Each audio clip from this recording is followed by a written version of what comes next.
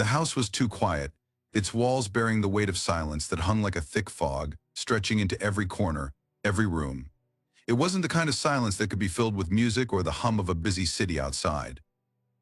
No, this was the kind of silence that seeped into your skin, into your bones, making every step feel like an intrusion into the stillness that had taken root.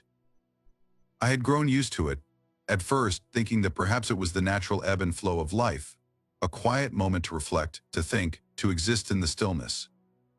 But now, after so many months, it felt like something heavier, a gnawing emptiness that lingered even when I tried to distract myself with the mundane tasks of daily life. My husband was away again, on one of his frequent business trips, leaving the house behind like an empty shell. I had become accustomed to his absence, to the quiet that arrived like clockwork each time he left. He would call me at night from wherever he was, whether it be a hotel room in another city or a conference room filled with colleagues, and tell me about his day, about the meetings, about the places he had been. It was always the same routine brief, polite exchanges that never went beyond surface-level pleasantries. There was comfort in the predictability and the knowledge that he was doing well, that he was still, in some way, part of my life. But there was a distance that had begun to grow between us, a space that had opened up without me even realizing it. And now, as I stood in the middle of the living room, looking out the large windows that framed the empty landscape, I could feel the distance stretching even farther. The house had always been our sanctuary, our retreat from the noise of the world. When we had first moved here, years ago, it had been a dream come true, quiet, peaceful, and away from the bustle of the city. The land was vast, with sprawling fields that seemed to stretch on forever, a perfect escape from the constant hum of urban life. We had built our home together, carefully selecting each detail, making sure that it reflected our shared vision. It had always felt like a place of safety, a cocoon where we could find refuge from the chaos of the world.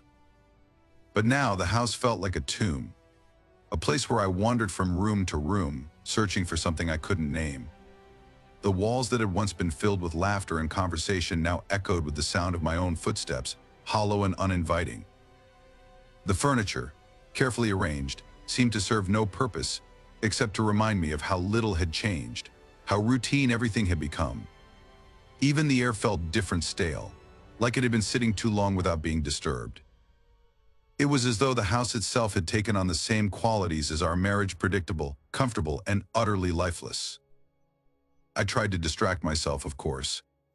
I threw myself into the small tasks of the day, cleaning, organizing, running errands. But each task felt like a meaningless gesture, a way to fill the empty space without ever addressing the real issue at hand. My husband and I had fallen into a pattern over the years, a rhythm that I had accepted without questioning. He worked long hours at his corporate job, traveling often, and I stayed home, managing the household, attending to the little details that kept our lives running smoothly. It was a comfortable existence, one that many would envy. We didn't fight, we didn't argue. There was peace in that. But there was also a quiet, insidious kind of loneliness that I had come to know intimately. The loneliness was not just a physical absence of people, it was something deeper, a gnawing sense that I had lost a part of myself along the way. I couldn't remember when it had started, this slow unraveling of the connection between us. Perhaps it was the constant distance that came with his frequent travels, or maybe it was the growing disconnection between us in the small, everyday moments. It wasn't that we were angry with each other, or that we didn't care, it was that we had become so accustomed to each other's presence that it no longer meant anything. The conversations had become rote, the interactions perfunctory. I had become a wife in name only, a figure who moved through the motions of daily life without ever truly connecting with the man I had once shared everything with. On the surface, everything was fine. We had a nice home, a comfortable life, and the kind of security that many people dreamed of. But beneath the surface, something was missing. There was a void between us that neither of us seemed to know how to fill. And that void, that emptiness, was growing, expanding like a silent predator stalking the edges of our relationship. I had tried to fill it in various ways. I went out with friends occasionally, though I rarely found any real solace in their company. I picked up hobbies, tried new things, but nothing seemed to make the emptiness go away. I would return home to the same silence, the same stillness, and I would feel it all over again. My husband didn't seem to notice, or if he did, he never said anything. Perhaps he, too, had grown used to the quiet that had settled between us. Perhaps he too had become so absorbed in his own world that he no longer recognized the gulf that was widening between us. But I could feel it.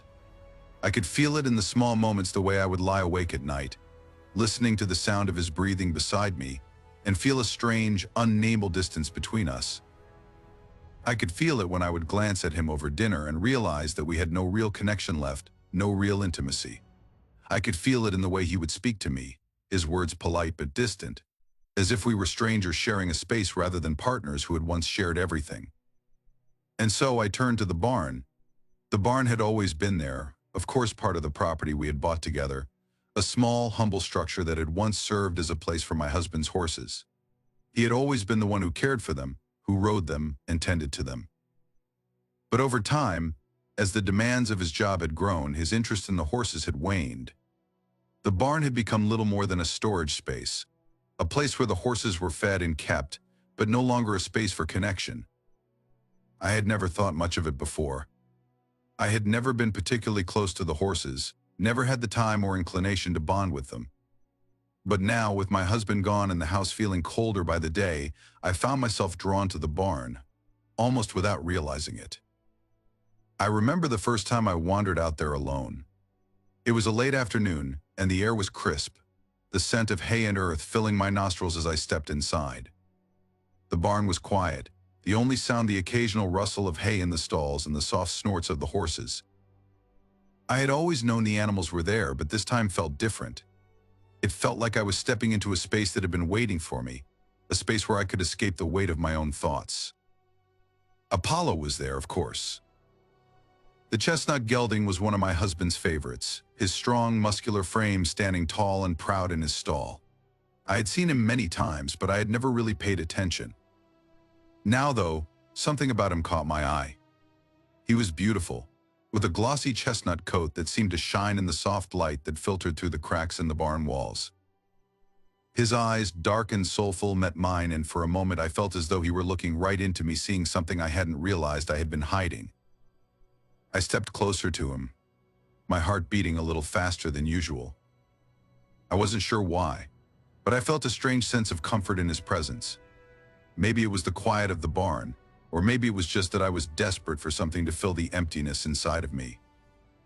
I reached out, my hand trembling slightly, and touched his soft nose. Apollo nickered softly, and I couldn't help but smile. In that moment, the weight of the world seemed to lift, if only for a brief instant. The silence of the barn didn't feel oppressive anymore. It felt peaceful, grounding. I stood there for a long while, just letting Apollo's steady presence calm me. It was something I hadn't realized I needed. A moment of peace in the midst of the chaos that was my life. And as I stood there, feeling the warmth of the horse beneath my fingertips, I made a silent promise to myself I would come back. The barn and Apollo became my refuge. When my husband was gone, I would wander out there, seeking the peace that I couldn't find anywhere else. There, in the quiet of the barn, I would forget the loneliness that had begun to eat away at me. I would forget the emptiness that lingered in the house, in my marriage. For a brief moment, I could lose myself in the presence of a creature that didn't expect anything from me, except a kind touch and a few moments of my time. In the barn, with Apollo, I was not alone. But little did I know, the barn would soon become something more than just an escape. It would become the place where my loneliness would lead me down a path I could never have anticipated, a path that would blur the lines between trust, loyalty, and desire in ways I could never have imagined. The quiet that had once been comforting would soon become something far more dangerous, far more consuming than I could have ever predicted. I returned to the barn every day after that. At first, I told myself it was because I needed to escape the house, its oppressive silence, the empty space where my husband's presence should have been. But soon I realized it wasn't the house I was running from. It was something deeper, something unspoken, something that had been quietly gnawing at me for a long time. I didn't understand it at first. I didn't want to understand it. But Apollo, with his steady, soulful eyes, seemed to understand me in a way I hadn't expected. The days began to blur into one another. The routines of my life had lost their meaning, and time seemed to stretch, like a rubber band on the edge of snapping. It was as though the barn, the horses, The smell of hay and earth, everything here was more real than anything else. Apollo, in particular, became a constant presence in my life. He was always there, patiently waiting for me, as though he knew I would come. Each day I found myself drawn to him, moving toward him as if I had no other choice, no other place I was meant to be. The barn became a world unto itself, separate from the rest of my life, a place where the air was different, where time stood still. At first I was cautious. I knew I was treading a fine line, trying to fill a void I had never acknowledged before. But Apollo didn't seem to mind. He didn't demand anything from me. He simply stood there, calm and unhurried, his large brown eyes watching me with a kind of quiet intelligence, as if he knew what I needed before I did. There was something profoundly comforting in that, something that made me feel seen in a way that no one else had. No words were exchanged, there was no need for words, but a connection began to form between us, slow and hesitant, like the gradual opening of a flower. Each time I stepped into the barn, Apollo would turn his head to meet my gaze, his eyes soft and understanding. Sometimes he would nicker softly, almost as though he were acknowledging my presence, as though he recognized me. And each time I felt something stir within me. I started to bring him treats, carrots, apples, sugar cubes, things I had learned he liked from watching my husband all those years. I wasn't sure if he remembered that I had never been particularly fond of horses, or if he simply didn't care. But the first time I offered him a carrot, he took it from my hand with a gentle nudge of his lips, and I felt a strange flutter in my chest. There was something so simple, so pure, in that moment. I wasn't asking for anything. He wasn't asking for anything. We were just two beings sharing space, sharing a moment. And it was enough. As the days passed, I began to spend more time with Apollo. I would groom him, brushing his coat until it shone, running my hands through the soft strands of his mane. I could feel the muscles beneath his skin ripple as I worked, his warmth filling the space between us. There was a quiet rhythm to it, a meditative quality to the routine of brushing, feeding, and simply being in his presence. I didn't have to think about anything. I didn't have to worry about what I was supposed to be doing or how I was supposed to feel. All of that seemed to disappear when I was with him.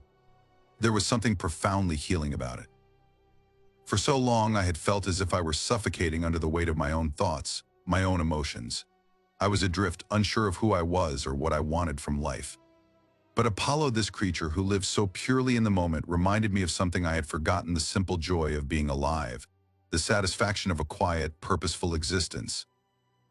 The more time I spent with him, the more I felt a connection grow. It wasn't like anything I had ever experienced with a human being. With Apollo, there were no expectations, no hidden motives. There was only the present. When I stood beside him, I could hear the soft rhythm of his breathing, the gentle sound of his hooves shifting against the straw-covered floor. I could feel his heartbeat, steady and sure beneath his chest, and in those moments I felt my own heartbeat begin to slow, my anxieties easing as I simply breathed in time with him. It was as if we were breathing together, moving together, becoming attuned to each other's rhythms without even trying. I began to talk to him, though I didn't expect him to answer. I would tell him about my day, about the emptiness I felt when I walked through the house, about the cold silence that seemed to follow me everywhere. I would tell him about the loneliness that lingered in the corners of my mind, the distance between me and my husband that I couldn't seem to bridge. Apollo, of course, didn't respond. But there was something about saying it aloud, about speaking these truths into the air, that made them feel less heavy. It was as if Apollo, in his silence, was holding space for me, listening without judgment. And that, in itself, was enough. One afternoon, as I stood beside him, brushing his coat in the dim light of the barn, I felt a strange tension in the air. It wasn't something I could pinpoint at first, but I could feel it, an electricity that buzzed between us. Apollo was unusually still, his ears flicking back and forth as though he were listening for something. I paused in my grooming, unsure of what to do. His eyes were fixed on me now, more intense than I had ever seen them. There was something deep in his gaze, something that made my heart skip a beat. For a moment I felt like I was staring into the very core of him, as though he was seeing through me, to the parts of myself I had kept hidden even from myself. It was a strange, unsettling feeling, but also oddly comforting. I stepped closer to him, my hand reaching out instinctively.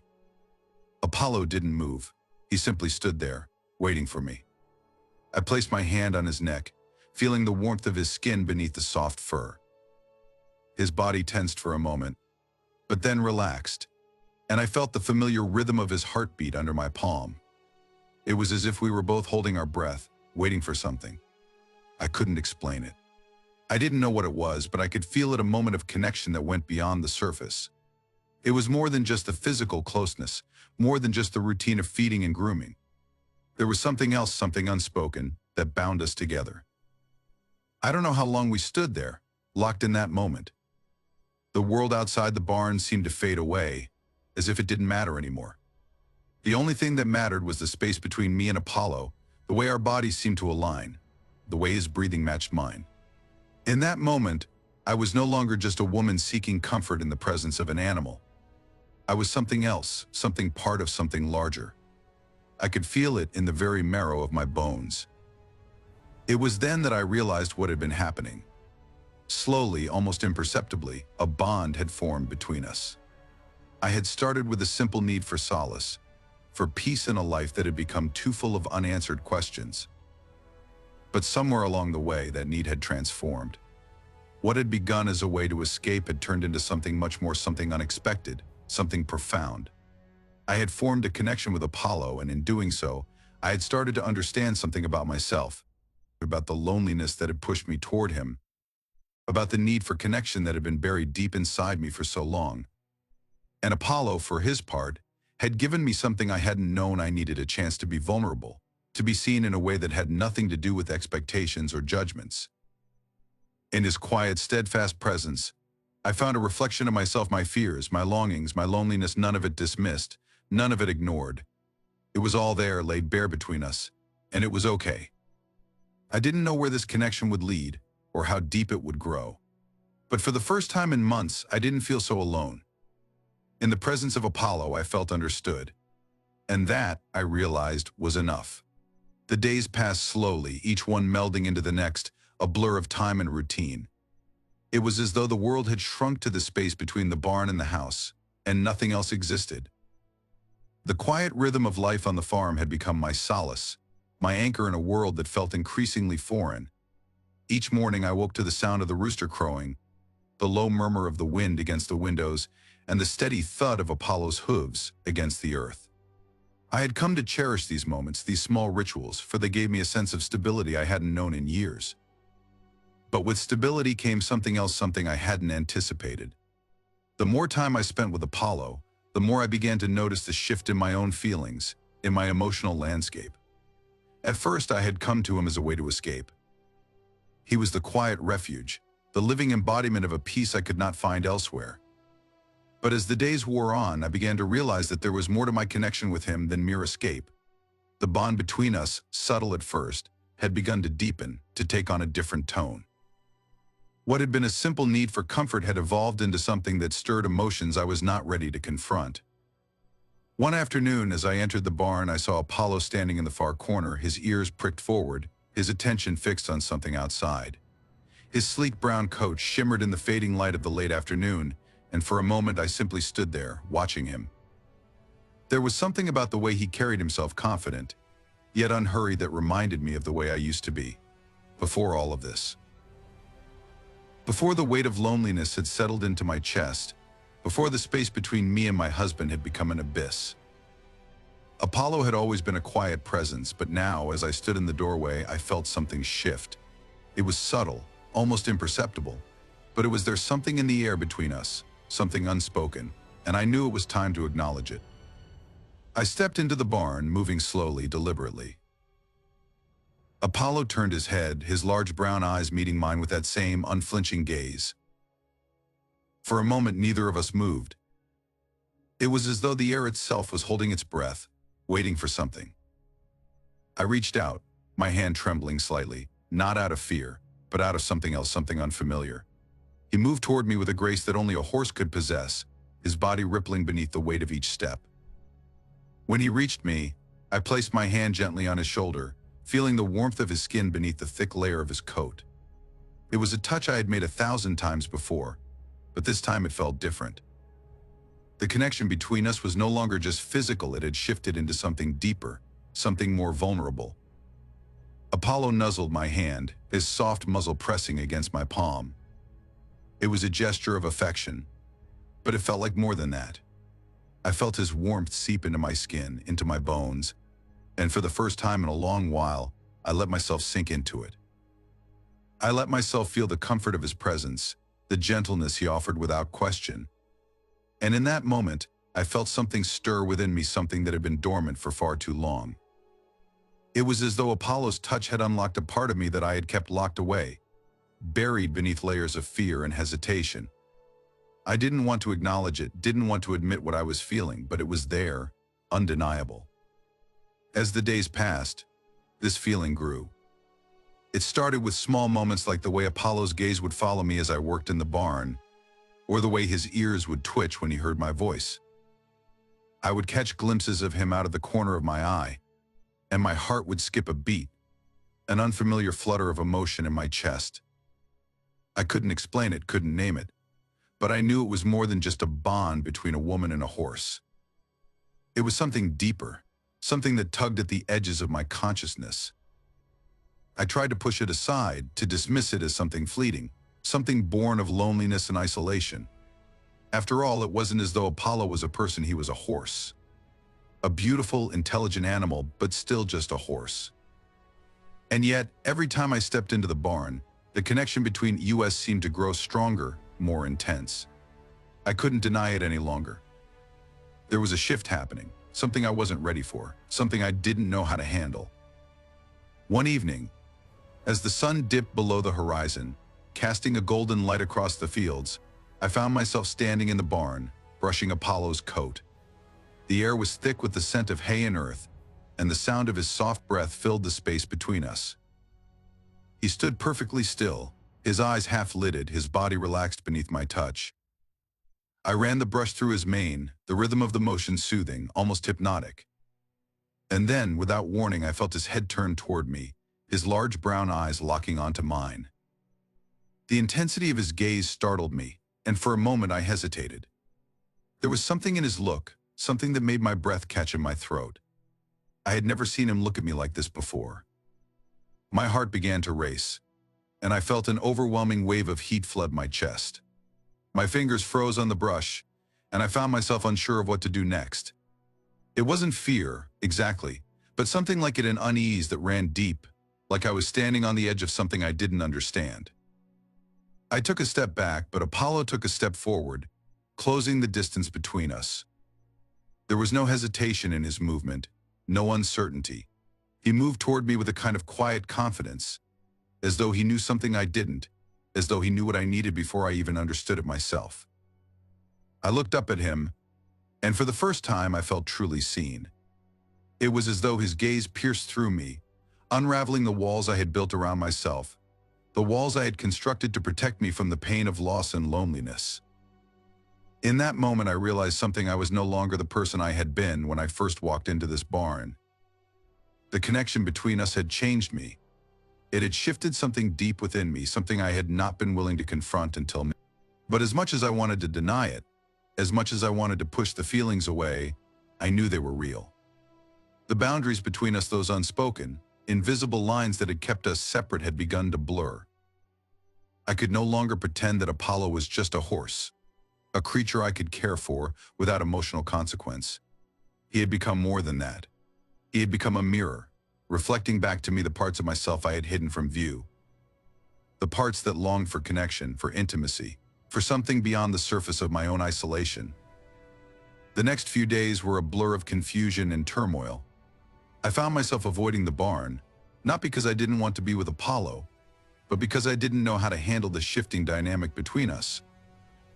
I didn't know what to do with the emotions that were stirring inside me. I tried to bury them, to tell myself that they were nothing more than a passing moment, a result of my loneliness. But deep down, I knew that wasn't true. The connection had changed. It had deepened, and I was no longer sure where it would lead. But as the days went by, I realized something else, something I had been unwilling to admit before. I didn't want to hide from it anymore. I didn't want to deny the way Apollo made me feel, Didn't want to ignore the way my heart would race every time I saw him, every time I felt his gaze on me. I had crossed a line, and there was no going back. The emotional boundaries I had carefully erected had been shattered, and in their place, something new had emerged, something raw, something vulnerable. I didn't know what it was, but I knew I couldn't ignore it any longer. And so, I returned to the barn, to Apollo. I returned, not to escape, but to face what I had been avoiding. I stood before him, my heart pounding in my chest, and I allowed myself to feel everything that had been building between us. The emotional distance that had once separated us now felt like a chasm, a gap I didn't know how to cross. But in that moment, I realized that the journey was no longer about crossing that gap. It was about embracing the uncertainty, the vulnerability, and the connection we shared. In the silence of the barn, I reached out to Apollo, my fingers trembling as I touched his coat once more. And this time, when I looked into his eyes, I didn't pull away. I let myself be seen, and for the first time in a long while, I felt whole. The days that followed were marked by a restless energy that I couldn't shake. It began slowly at first, a slight unease that crept into my thoughts when I wasn't looking, like a shadow I couldn't quite identify. But it wasn't long before I realized that the unease was something far deeper, something that gnawed at the edges of my mind. I found myself thinking about Apollo even when I wasn't with him. The memory of his eyes, those deep, steady pools of brown that seemed to understand me better than anyone, lingered long after I had left the barn. It was as if his presence had become an anchor, and I, adrift in a sea of uncertainty, clung to it with a desperation I wasn't ready to confront.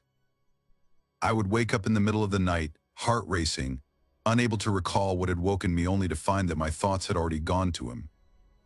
There were moments when the thought of Apollo would consume me entirely, and in those moments I felt a tightening in my chest, a strange magnetic pull toward him that I couldn't explain. It was not just his beauty nor his quiet strength that had drawn me in. No, there was something else, something that made him feel so much more than just a horse, something that made me question myself. The isolation I had once accepted as a fact of life began to feel like a cage, and Apollo, in his quiet, unspoken way, was the key I had been searching for. But as the days went on, I began to wonder if I was losing myself in him. What was happening between us? I had started out thinking I could simply care for him, love him as one loves a creature so magnificent and untamed, but now it felt as if my connection to him had crossed some invisible line. I no longer just looked forward to seeing him, I needed to see him.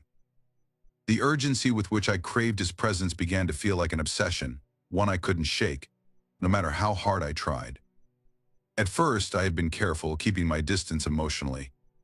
I had convinced myself that it was just the closeness of the farm life, the quiet companionship of a creature who shared my solitude. I had told myself that this was merely the comfort of routine, the slow rhythm of caring for something that depended on me. But now, the more time I spent with him, the more I realized how desperately I was seeking his presence. It wasn't enough to simply take care of him anymore. I wanted to feel him near me, to sense his warmth, to be enveloped by the quiet energy that radiated from him. I needed him in a way I couldn't understand, and that frightened me. The internal conflict was subtle at first, a quiet voice in the back of my mind telling me that I was slipping, that I was crossing a line I shouldn't cross. But the more I resisted it, the louder the voice grew. I had always prided myself on being strong, on maintaining control over my emotions, over my life. But now, as I found myself thinking about Apollo at all hours of the day, as I found my heart racing in anticipation every time I heard the sound of his hooves approaching, I realized that control was slipping through my fingers like sand. The more I tried to pull back, the more I found myself drawn to him, as if some magnetic force were binding me to him. I tried to focus on other things, chores around the house, the quiet routine that had once given me a sense of peace, but nothing seemed to hold my attention the way Apollo did. I would find myself standing at the window, staring out at the barn, my thoughts consumed with him. There were moments when I couldn't remember the last time I had spoken to someone other than him. It had become an almost physical ache, a yearning that I couldn't satisfy, no matter how hard I tried. And yet, with each passing day, I found myself spiraling deeper into this obsession. The more I tried to deny it, the more impossible it became to ignore. I told myself it was just loneliness, that the isolation of the farm had simply amplified my need for connection, for touch, for something real. But deep down, I knew it was more than that. It was a hunger, a thirst that could not be quenched, not by anything or anyone else. The thought of Apollo filled every crevice of my mind, every corner of my thoughts. I would imagine his presence even when he wasn't there, his large, expressive eyes, his quiet, steady breathing, the way his muscles rippled beneath his coat as he moved. I could hear his voice in my head sometimes, though I knew it was just my imagination playing tricks on me, whispering my name, calling me, urging me to come closer. It was as though he was becoming a part of me, merging with the very core of who I was. And the more I resisted it, the more it consumed me. At night, I would lie awake in bed, staring at the ceiling, unable to sleep. My mind would wander back to the barn, to the smell of hay and leather, to the sound of Apollo's hooves against the earth. I could still feel the warmth of his body, the press of his muzzle against my palm, the brush of his mane against my skin. It was all so vivid, so real, that sometimes I had to remind myself that it wasn't actually happening. I would squeeze my eyes shut, trying to push the thoughts away, but they always returned stronger, more insistent, like an addiction I couldn't escape. I began to lose track of time, the days blending together in a haze of longing and confusion. I couldn't remember when it had started, when this obsession had taken root in me. Had it always been there, lurking beneath the surface, waiting for the right moment to emerge? Or had I created it, woven it into existence with each passing glance, each unspoken word between us? It was impossible to say. All I knew was that I was no longer in control. The emotional boundaries I had once maintained were gone, and I was left to confront the rawness of what I had become. I would lie to myself, telling myself that it was just a passing phase, that the intensity of my feelings would fade with time. But deep down, I knew that wasn't true. The more I tried to distance myself from Apollo, the more the obsession grew. It was as if the more I held back, the more my need for him expanded, filling every inch of space around me. I couldn't escape it. I couldn't escape him. One afternoon, as I stood in the barn, brushing Apollo's coat, I realized that I had crossed a point of no return. I looked at him, my fingers trembling as I ran the brush through his thick mane, and I knew. I knew that this was no longer just a simple connection between a woman and her horse. This was something far more complicated, something darker. I had become entangled in him, lost in the depths of my own desire. And as I stood there watching the way the light caught in his eyes, the weight of it hit me all at once. The obsession wasn't just about Apollo. It was about me, my need for something beyond the confines of my own isolation, my need for someone to fill the empty spaces within me. I didn't know how to stop it. I didn't know how to pull myself back from the edge. All I knew was that I was drowning in it, sinking deeper and deeper into a longing I couldn't understand, couldn't control. And as the days passed, I realized with growing horror that I didn't want to stop. The thought of walking away from Apollo, of severing the bond we had formed, seemed impossible. The thought of returning to the emptiness of my life without him was unbearable. It was a quiet torment, one that I could neither escape nor understand. And as I stood there in the barn, brushing Apollo's coat, I felt a cold weight settle in my chest. I was no longer just losing myself in him. I was becoming someone I didn't recognize, someone consumed by a need I couldn't control. And for the first time, I wondered if I would ever find my way back. The days had grown longer, the sun stretching lazily across the horizon, as if trying to catch its breath before settling into the night. I had learned to live with the growing urgency in my chest, the weight of the secret that had taken root between me and Apollo. It wasn't something I had planned for, not something I had anticipated when I first walked into that barn, hoping to find solace in the simple act of caring for a horse. But now, it had become a force I couldn't ignore, an undercurrent that surged beneath the surface of everything I did. I had never been one for secrets. Growing up in a small, tight-knit community, everything about a person's life was shared, whether they wanted it to be or not. Gossip, whispers, and rumors were the currency of the town, and privacy was a rare commodity. But this, what had begun between Apollo and me, was something entirely different. It wasn't the kind of secret that could be kept in casual conversation, something whispered behind closed doors. It was the kind of secret that, if discovered, would unravel everything. And I wasn't sure I was ready to face the consequences of that unraveling. In the beginning, I had tried to keep my distance. I told myself I was just doing my job, taking care of the horse the way I was supposed to. But the distance between us, the lines I had drawn to keep everything in check, had slowly begun to erode. I was drawn to him in a way that defied logic, in a way that transcended the role of a caretaker. He was no longer just an animal I cared for. He had become a presence, a companion, a silent force that I couldn't seem to escape. I had told myself it was just a temporary feeling, a passing obsession, but the truth was, I couldn't stop it. And the more I tried to distance myself, the closer I felt to him. I began to make excuses. At first, they were small things. I would stay in the barn longer than necessary, taking an extra moment to brush him or clean his stall, convincing myself that it was simply a matter of getting the work done right. But soon, those excuses turned into justifications. I wasn't staying late to finish my work, I was staying late because I didn't want to leave. The silence in the barn was more comforting than the noise of the world outside, and the presence of Apollo, his soft breathing, and the quiet rustle of his coat, as I ran my hands over it, filled the empty space inside me. The secret started small, just a few stolen moments here and there. A lingering touch when I didn't have to be so quick to pull my hand away, a glance that lasted longer than necessary. But as the days turned into weeks, the secret began to grow, blossoming into something more tangible, more dangerous.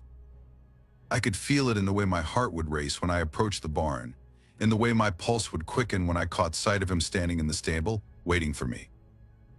I could feel it in the way my body responded to him, the way my fingers would tremble as I fed him, brushing his mane, running my hands along the smooth line of his neck.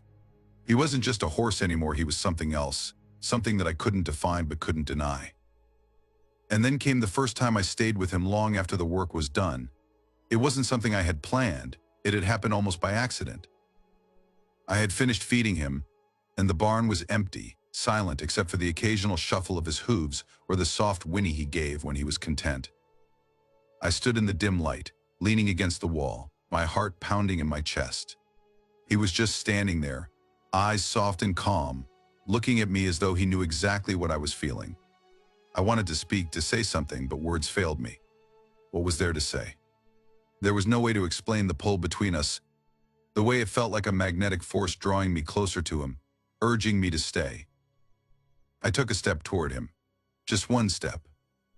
But it felt like a leap, a breaking of some invisible barrier that had held me back for so long. Apollo didn't move, but there was something in the air, a shift in the atmosphere, a tension that hadn't been there before.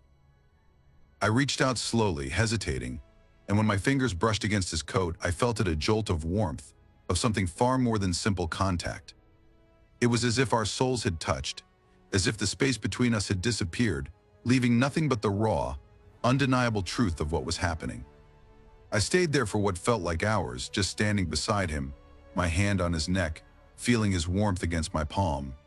There were no words. There didn't need to be. What we had wasn't something that could be expressed in language, it was something deeper, something primal. I was lost in the sensation of it, in the way the world seemed to narrow down to just the two of us, as though nothing else mattered, nothing else existed.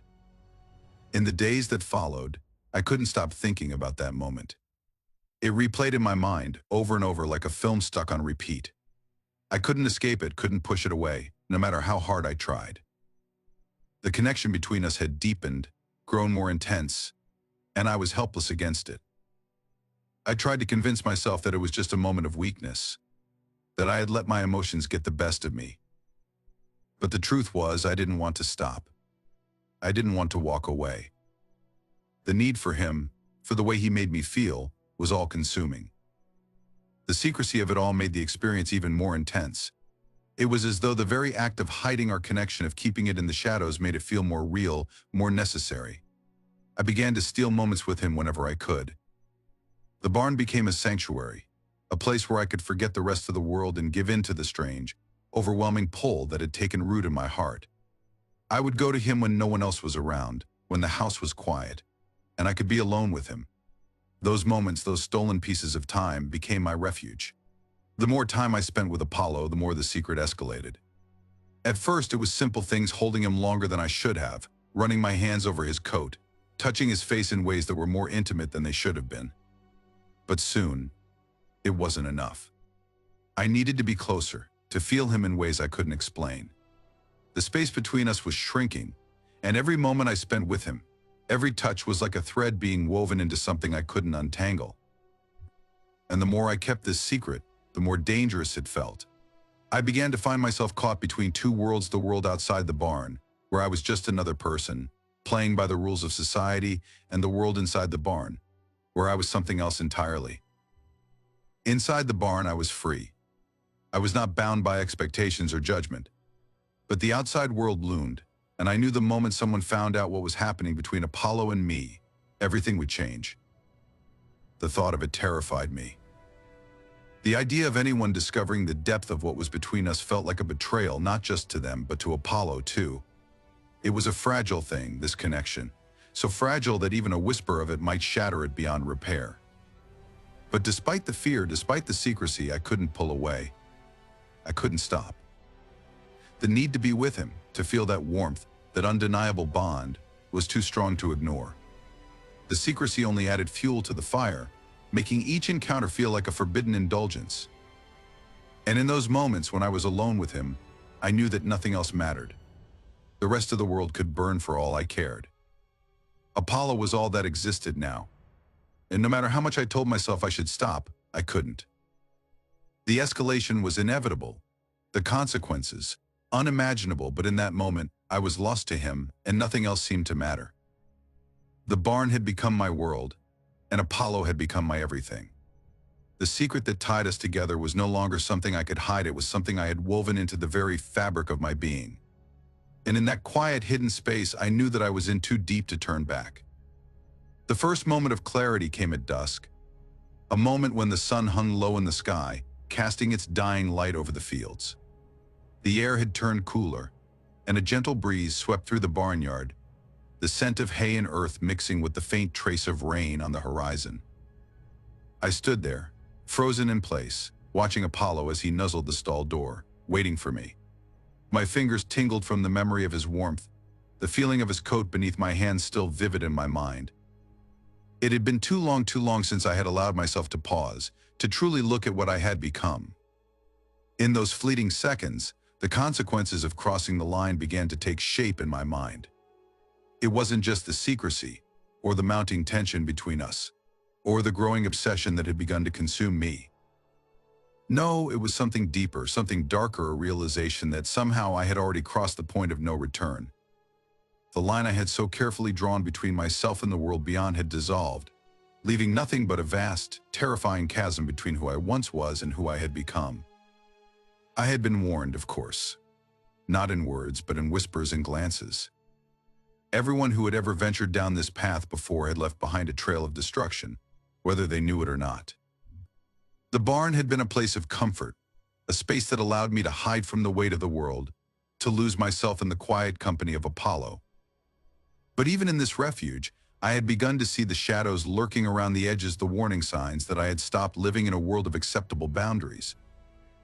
Every moment spent in his presence, every touch, every glance, felt like an invitation to go further, to push deeper into the space where I knew I didn't belong. At first, it had been small things, moments of hesitation in the barn, the extra minutes I allowed myself to linger with him after the work was done, the looks that stretched longer than they should have. But soon, the lines between caretaker and something more had blurred, and I had no control over how far I was willing to go. I had told myself that I was only human, that the connection we shared was something beautiful, something unique. But now, with every step I took toward Apollo, I could feel the foundation beneath me beginning to crack. It was as if the very act of crossing that line had shifted something inside me, something deep and unsettling, and I couldn't undo it. The truth was, I didn't want to undo it. Not at first. The exhilaration of our secret was intoxicating, a constant pulse that quickened my breath and clouded my judgment. The world beyond the barn felt distant, as though I had stepped outside time, into a space where everything was focused on us, on him. The moments we spent together were the only ones that mattered, the only ones that felt real. There was no need for explanations, no need for justification. Apollo was mine in those moments, and I was his. And that sense of ownership of belonging was something I had never known before. It made everything else seem irrelevant, unimportant. The world, with all its rules and expectations, fell away when I was with him. But as the days passed, the weight of that understanding grew heavier. The secret between us had begun to consume me, until I found it impossible to separate myself from it. The obsessive need to be with him, to feel him close, to have him near, began to eat away at everything I had once taken for granted. There was no longer any separation between my life and our moments together. I existed only to serve that need, to answer the call of his presence, to give him the part of me I had once thought I could keep for myself. And then came the moment when it all began to unravel. I had been careless, too careless. It had been a slow, gradual slide, but when I finally saw the cracks in the wall I had built, it was almost too late. One evening, as I approached the barn, I found myself not alone. The soft glow of the barn lights revealed a silhouette in the doorway, a familiar figure standing just beyond the threshold. My heart skipped a beat, and for a moment I thought I might faint. It was my brother, Sam. I hadn't expected him. He had been away for weeks, working on a project in town, and I had grown used to the solitude. His presence in the barn was as out of place as a storm on a clear day. I tried to keep my face neutral to hide the shock, but I could feel the panic rising within me. He must have seen something in my expression, something that wasn't right, because he didn't wait for me to speak. He stepped forward, his eyes scanning the barn, the space between us heavy with something I couldn't name. "Apollo's been different lately," Sam said, his voice breaking the silence like a crack of thunder. "What's going on, sis?" I didn't know how to answer. The lie caught in my throat, choking me. I had always prided myself on my ability to cover up the things that didn't belong, the parts of me that I didn't want anyone to see. But in that moment, with Sam standing there, looking at me with those familiar eyes, I couldn't lie anymore. I had crossed the line, and I could feel the weight of that decision settling on my shoulders. There was no going back now. The consequences were already here. I looked at Apollo, his dark eyes watching me from the corner of the stall, calm and still, as if he knew the storm was coming. The silence in the barn was deafening, and the world outside seemed to disappear as I turned to face my brother. What could I say? How could I explain what had happened? How could I explain the way I felt, the pull between us that was so strong it had become a physical ache? How could I make him understand that this wasn't something I had planned, something I had wanted? It had just happened, and now it was too late to change it. I don't know what you mean," I said, my voice barely a whisper. But the words felt hollow, fake, even to me. The lie was obvious. Sam wasn't buying it. He stepped closer, his eyes narrowing as he took in the scene before him, the barn, the horse, me standing there in the middle of it all, my hands trembling at my sides. "You're lying," he said quietly, but there was no mistaking the edge in his voice. "You've been hiding something.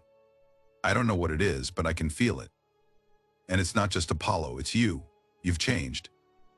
The world seemed to close in around me, the walls of the barn pressing against me as I felt the weight of his words sink deep into my chest.